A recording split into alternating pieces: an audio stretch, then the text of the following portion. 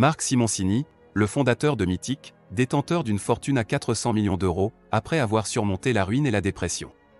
Marc Simoncini, né le 12 mars 1963 à Marseille, est un chef d'entreprise français, fondateur d'un des premiers sites de communauté francophone iFrance en 1996, et du site web de rencontres par Internet Mythic en 2002. Sa fortune professionnelle est évaluée par Challenge en 2020 à 360 millions d'euros, ce qui le positionne comme la 243e fortune française.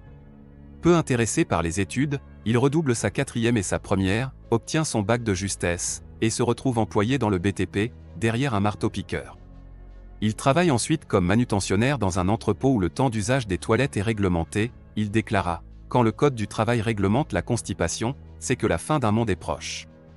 Pour échapper à son banquier du Crédit Lyonnais qui le harcèle en raison de ses découvertes à répétition, il part s'installer aux États-Unis, dans le Connecticut, où il exerce la profession de bûcheron dans une station de ski, puis devient jardinier chez un milliardaire, Mike. De retour en France. Avec l'aide de son père, un peu désespéré quand même, Marc Simoncini intègre une école d'informaticien, l'École supérieure d'informatique, ESI, à Montreuil. Coup de chance, l'informatique le passionne. Mais, comme il le dit lui-même, « Je ne suis pas un très bon programmeur, j'ai trop d'idées, je vais trop vite, je pars dans tous les sens, je ne suis pas concentré, pas efficace et pas organisé. » Donc, il ne passera pas son diplôme d'ingénieur. Nous sommes en 1998, Marc Simoncini a maintenant 35 ans, et toujours pas de succès décisif. Il crée iFrance, un site internet. On est en pleine folie, en pleine bulle internet. Il faut lever de l'argent pour développer l'affaire, alors on va voir des fonds d'investissement. Vient le jour où il vend sa société, iFrance, 182 millions d'euros à Vivendi. C'est la consécration. Pas pour Marc qui fait une dépression, malgré l'argent accumulé. Il quitte rapidement Vivendi puis, un an plus tard, lance Mythic. Marc Simoncini a 38 ans, et avec toute sa fortune, il frôle la dépression. Il s'ennuie, que faire? C'est alors que l'idée lui vient de créer un site de rencontre. Il réfléchit, le site doit être branché, sécurisé, payant et cher, dans un monde du web où tout est gratuit. Il fallait oser le faire, d'autant que la bulle Internet a explosé, laissant derrière elle beaucoup d'échecs sur la route. Mais le site naît et il s'appellera Mythic.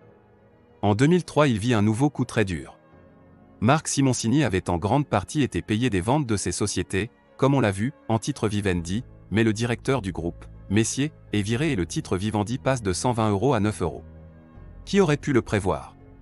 En un instant, chargé à fond de titres Vivendi, Simoncini est ruiné, il doit même 8 millions d'euros à sa banque, et en plus il subit un contrôle fiscal. Catastrophe intégrale, tout lui tombe dessus en même temps, le contrôle fiscal est ubuesque, et c'est sa deuxième faillite. Mais Mythic continue pourtant sa course et grossit à vue d'œil. Succès foudroyant. Les Américains veulent l'acheter, même Yahoo s'y intéresse. Simoncini refuse une offre à 40 millions d'euros, qui aurait bien arrangé ses affaires, mais Simoncini est fou, rappelez-vous. Mythic a l'honneur de subir en même temps un contrôle fiscal, un contrôle de l'URSSAF, un contrôle de la CNIL, un contrôle de la Haute Autorité de lutte contre les discriminations et pour l'égalité, en fait 6 contrôles à la fois, vive la France, on se demande d'ailleurs pourquoi les GAFA ne sont pas françaises. La course folle de Mythic continue, à cette époque, 80 000 Français se connectent sur Mythic chaque soir. Simoncini décide de répliquer l'expérience à l'étranger. En 2005, Mythic est introduite en bourse, les actions sont sursouscrites 12 fois plus de demandes que d'offres, et Mythic, qui vaut maintenant 350 millions d'euros, peut racheter ses concurrents dans le monde entier. Marc Simoncini s'entoure de gens bien plus compétents que lui, sauf sur un sujet où il s'estime imbattable, les idées à la con. Finalement, après moult péripéties, en 2011, Marc Simoncini cède ses parts dans Mythic, à l'américain Match.com et empoche 400 millions d'euros et, cette fois, il devient pour de bon, vraiment et définitivement, très riche. Il lance aussitôt un fonds d'investissement, Gena Capital. Avant toute cette histoire, Marc Simoncini est un entrepreneur qui a mis 15 ans avant de gagner sa vie, il a dû lutter parce que ses entreprises ne fonctionnaient pas. Pour payer les salaires, il vendit 3 ou 4 fois sa voiture. Il ne gagnait pas bien sa vie. Il ne pouvait même pas payer son logement. Il confie que ces années de galère furent très formatrices. Il comprit alors que l'erreur était inhérente au métier. Entreprendre, c'est aussi ajuster sa trajectoire et savoir s'entourer. Marc Simoncini avoue que s'il avait poursuivi avec son activité principale, une SS2I, l'aventure se serait rapidement arrêtée. Il a su changer de cap et se remettre en question. Mais pas seulement. Il faut avoir la sagesse de s'entourer de gens meilleurs que soi. Encore faut-il les convaincre. Le créateur de Mythique évoque le fait que les entrepreneurs ont besoin d'avoir un gros ego, sans être démesurés. Il entend par là qu'une vision et une confiance indéfectible en soi sont les ingrédients de la recette du succès. Le rôle des réseaux. Le parcours de Marc Simoncini est remarquable dans le sens où il ne s'est pas appuyé sur un réseau.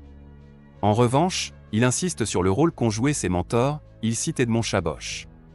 Il précise cependant qu'un réseau facilite grandement les choses.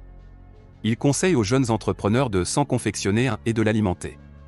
Le parcours de Marc Simoncini est une belle leçon que la vie nous donne, il ne faut jamais baisser les bras, et savoir transformer ses difficultés, ses souffrances en force, pour aller de l'avant, se battre et réussir.